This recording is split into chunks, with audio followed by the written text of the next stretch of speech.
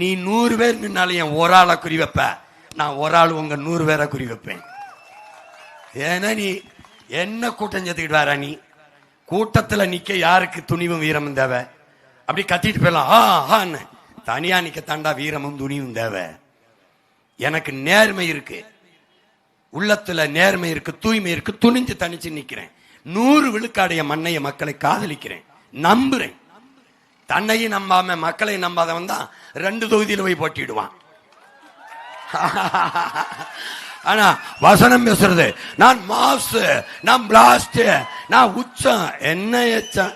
என்னடா பெரிய ஹீரோனா தனிச்சு நிக்கணும்டா, ஒரே தொகுதியில் நிக்கணும்டா, கான்பிடன்ட் வேணும்டா, நம்பிக்கையோடு இருங்க, நம்ம வெல்லுவோம் அப்படின்னு. உனக்கே நம்பிக்கை இல்லை, எதுக்கு 2 தொகுதியில் போய் நிக்கிற?